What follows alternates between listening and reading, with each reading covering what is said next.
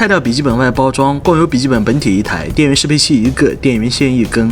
电源适配器这边给到的是200瓦，比同配置的拯救者少了30瓦。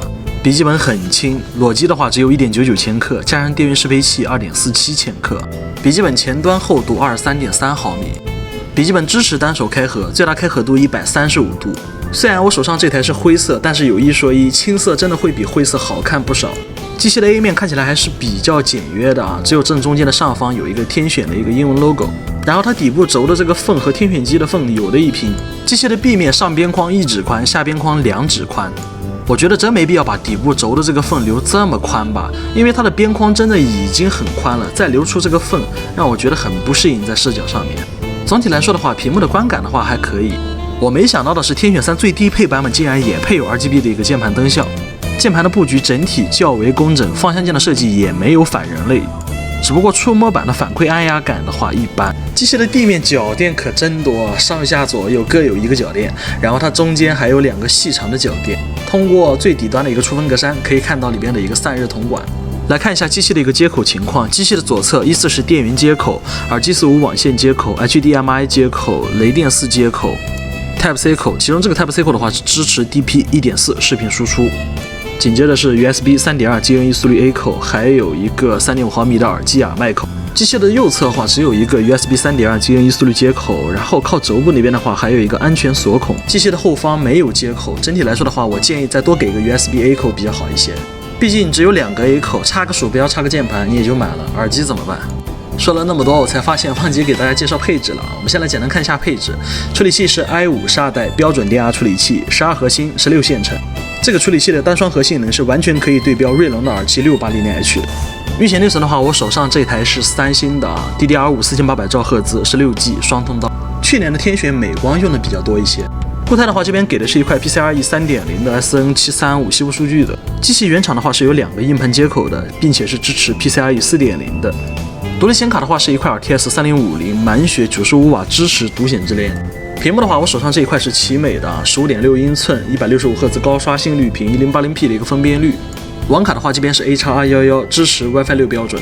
新版娱乐大师跑分，总分跑到了129万分，处理器跑到了60万分，显卡跑到了26万分。3D Mark 处理器跑到了11384分，显卡跑到了5969分。处理器的跑分相比较天选3的 i7 12代版本的话低了2000分，显卡的话低了有5000分。总体来说，相比较3060版本的话，显卡差了40%的一个性能。跑了一轮 R10，看一下处理器的一个渲染能力，处理器最终跑分跑到了5500分，这个跑分比天选3的 i7 12代低了1500分。通过换算就可以得出 i5 的12代标准电压处理器相比较 i7 的12代标准电压处理器，在天选3上面差了17%的一个性能。用 P2 视频剪辑导出一个10分钟素材，素材规格在这边大家可以自己看一下。10分钟的素材已经剪出，这边总共用时45秒。处理器单烤10分钟，温度86度，功耗83瓦，频率3359兆赫兹。单烤显卡10分钟，温度74度，功耗95瓦，频率1822兆赫兹。最终我们再来看一下双烤成绩，双烤10分钟 CPU 温度79度，功耗46瓦，频率的话2635兆赫兹。能看得出来机器的散热做的也确实很不错，但是相比较拯救者而言的话，还是差了那么一丢丢。显卡这边的话，温度77度，功耗81瓦，频率1680兆赫兹。不管是处理器还是显卡，它的温度都是要比拯救者稍微高那么一点，但是机器的一个性能释放不弱，又结合机器的一个售价是比拯救者便宜了很多，所以这个机器的性价比可想而知。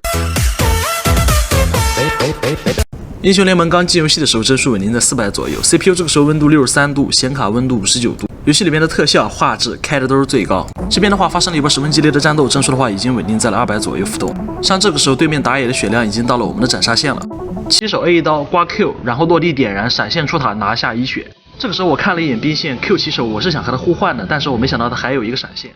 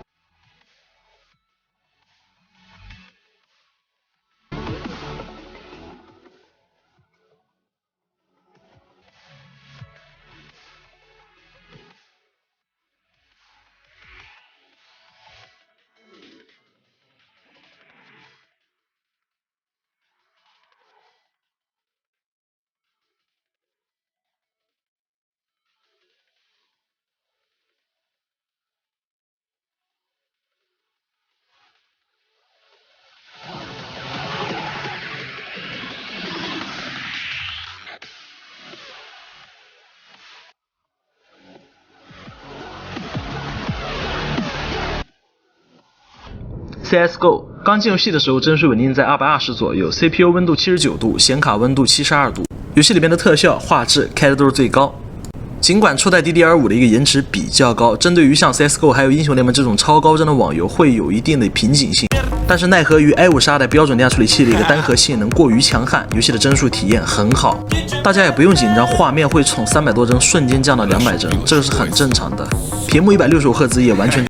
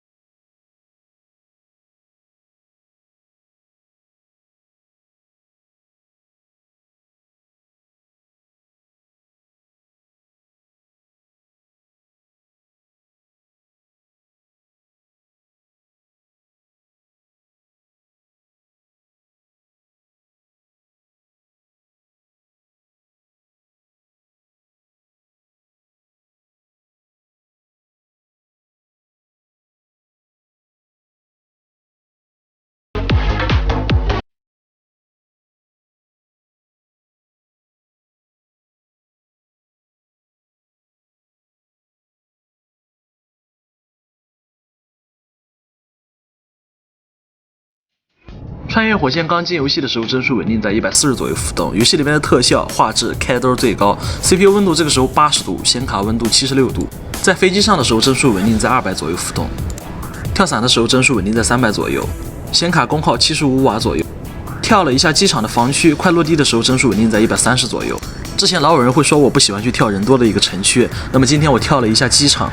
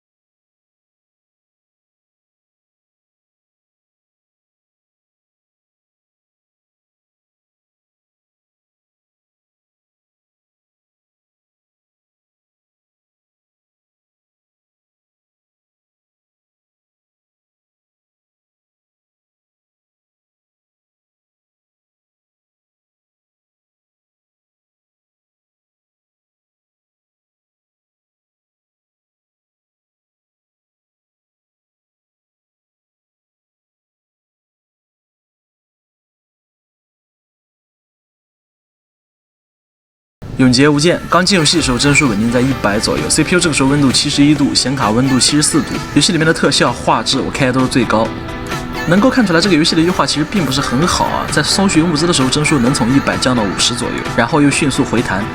最高特效这边发生了一波激烈战斗，帧数的话最终是稳定在70左右浮动。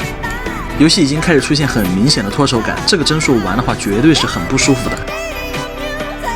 不行，最高特效画质实在玩不下去了。这边我把特效画质开到最低，降到最低特效过后，在野外奔跑的时候帧数稳定在160左右浮动。这个帧数已经可以把屏幕的165赫兹给跑满了，并且我个人真心觉得把画质特效开到最低过后，这个画面我看起来会更舒服一点。我反而觉得这个时候更可以让我去看清楚这个地图里边的每一处细节。我不知道你们会玩这个游戏开什么特效，如果是我而言，不论配置够不够的话，我觉得我都会开最低特效。这边的话发生了一波激烈的团战，帧数的话最终是稳定在100左右浮动。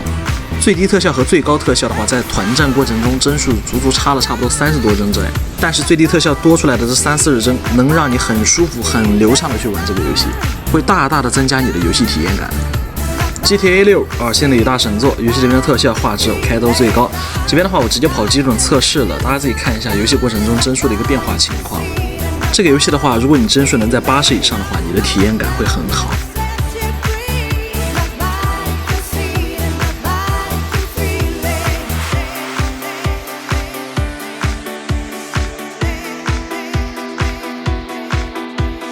而新的另一大神作《荒野大表哥2》，这边的话也依然跑基准测试，大家自己看一下帧数变化情况。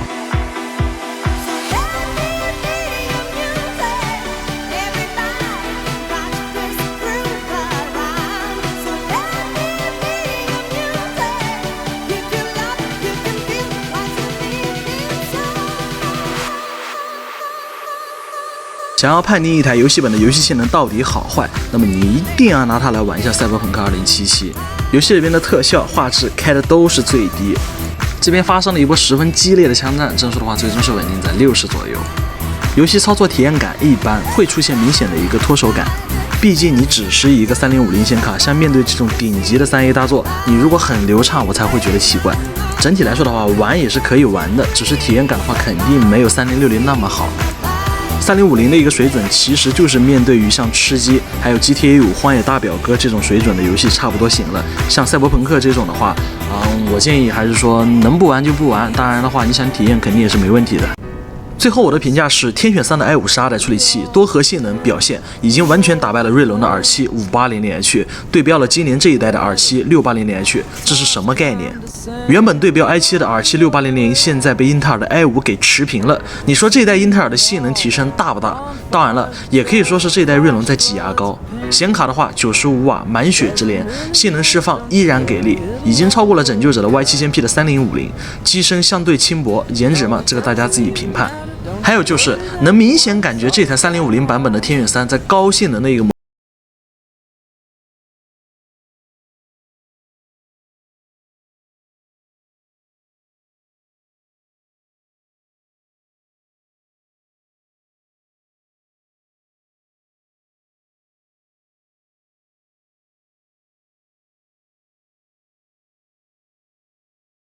有需要的朋友可以联系一下我们家的淘宝客服。